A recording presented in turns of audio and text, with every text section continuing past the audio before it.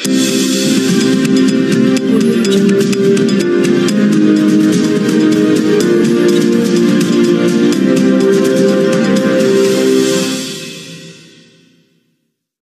जरांगे पाटील यांच्या उपोषण समर्थनार्थ सरकार विरुद्ध सकल मराठा समाजाचे आंदोलन। अर्धनंगे होत मारली बोंब।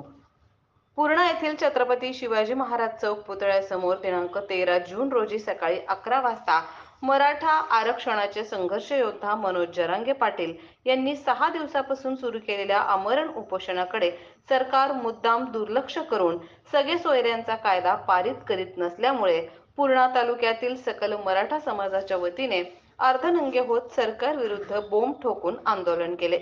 या वेगळ्या आंदोलनामुळे छत्रपती शिवाजी महाराज पुतळा चौकात मोठी गर्दी जमली होती। पूर्णा पोलीस ठाण्याचे पोलीस निरीक्षक विलास गोबाडे यांनी आपल्या पोलीस अधिकारी कर्मचाऱ्यांसह कडक बंदोबस्त लावला होता।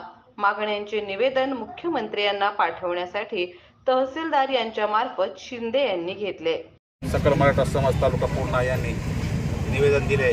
सदर निवेदनाची प्रत शासनास तात्काळ पाठवून यावर योग्य ती कारवाई करण्यासाठी आजच आम्ही पाठवित आहोत। आज सकल मराठा पूर्णाच्या वतीनं या ठिकाणी तहसीलदारामार्फत मुख्यमंत्र्यांना आम्ही निवेदन दिलेलं आहे आणि या निवेदनामध्ये मनोज जरांगे पाटील जे आंदोलनाला बसलेले आहेत, उपोषणाला बसलेले आहेत, आज 6वा दिवस आहे। त्याच्या पोटामध्ये अन्नाचा कण नाही आणि हा कण नसताना देखील निष्क्रिय सरकार आहे। सरकारनं आम्हाला मुंबईला आम्ही ज्यावेळेस पाहावी आलो होतो त्यावेळेला वाशी या ठिकाणी अध्यादेश दिला आणि अध्यादेशाचं कुठल्याही काही त्या ठिकाणी समोर केलेलं नाही। हरकती हे ते आम्हाला सांगून वेळ मारून नेण्याचं काम सरकार या ठिकाणी करीत आहे। आज एक माणूस 6 दिवस अन्नाचा कण पोटामध्ये नसताना देखील आंतरवाडी सराटीमध्ये सकल मराठा समाजासाठी तिथे बसलेला असताना जीवाची बाजी लावून त्या ठिकाणी बसलेला आहे। तरी या सकल मराठा समाज पूर्णातर्फे आम्ही त्यांना पाठिंबा देण्यासाठी, जरांगे पाटलाला पाठिंबा देण्यासाठी या ठिकाणी संपूर्ण मराठा समाज या ठिकाणी एकवटलेला आहे। तरी माझी शासनाला यामार्फत विनंती आहे, कारण प्रत्येक वेळेस आम्ही विनंतीच करत आहोत, पण मराठ्यांचं रुद्ररूप तुम्ही आम्हाला पाहायला राहू नका, आम्हाला काढायला लावू नका। कारण येणाऱ्या काळामध्ये जर तुम्ही आमची दखल नाही घेतली तर तुमची काय हालत होईल आणि काय राज्याची हालत होईल एवढं या राज्य शासनानं दखल घ्यावी ही विनंती आहे। कळकळीची विनंती आहे। आमचा मराठ्यांचा जीवती प्राण अंतरवाली सराटीमध्ये जीवाची बाजी लावून बसलेला आहे। या पुंड्याच्या गोरगरिबाच्या गरजवंताच्या लेकराला आरक्षण भेटावं, हे आरक्षण काय कोणाचं लुबाडून किंवा हिसकावून आम्ही घेत नाही। आमचा वाटा आहे, आमचा तो हक्क आहे। आमचा हक्क मागण्यासाठी मागच्या 8 महिन्यापासून पोटाला चिमटा देऊन तो माणूस आमच्या गोरगरीब लेकराच्या हक्कासाठी त्या ठिकाणी जीवाची बाजी लावून बसलेला आहे। कृपया माझी तुम्हाला विनंती आहे, हे असे आंदोलन चलायलेत, हे शांततेनं चलायलेत, याचा अर्थ असा नाही की सरकारनं तिकडे लक्ष द्यायचं नाही। हे जर अचानक उग्र झालं, यानं जर उग्र रूप घेतलं तर सरकारला सुद्धा पळता थोडी होईल, कसं आटोक्यात आणावं हे कळणार नाही। आजचा 6वा दिवस आहे, आपण 5 मिनिटं उपाशी राहत नाहीत। जर समजा जेवता 2 घंटे उशीर झाला तर घराच्या बाहेर दुर्डी फेकून द्यायची वेळ आपल्यावर येते।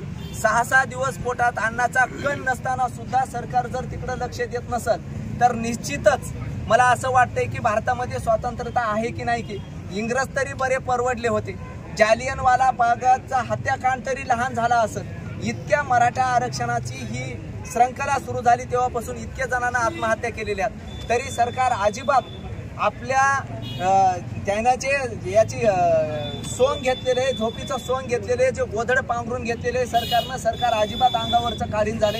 तुम्हाला माझी कळकळीची विनंती आहे की हे गोरगरिबाईचे लेकरं तर कुठंतरी यायला पोटाला 4 घास मिळावे, यायच्या शिक्षणाचा फायदा व्हावा, यायनं शिकलेले यायचे कागद यायच्या सरणावर चालण्यापेक्षा सरकारच्या तिजोरीकडे सरकारच्या कागदपत्रामध्ये सामील होऊन त्याचा काहीतरी 4 पैसे मोबदला मिळावा, यासाठी हा जो अट्टहास चालू आहे, याची जी तिडक आहे, याची जी हे जे समजा हे आंदोलन आहे, हे तुम्ही सरकारला तात्काळ कळवावं आणि माननीय मुख्यमंत्री महोदय साहेबांना या ठिकाणची पुण्यातली जी धगधग तुम्ही कळवावी आणि संघर्ष योद्ध्याला जाऊन भेटून त्या ठिकाणी तोडगा काढावा आणि लवकरात लवकर उद्यापर्यंत किंवा आज 5 वाजेपर्यंत उपोषण सोडवावं, जेणेकरून आमचा जीव की प्राण आम्हाला त्या ठिकाणी शाबित राहिला पाहिजे। एवढीच आम्ही तुम्हाला कळकळीची विनंती करतो आहोत। एक मराठा।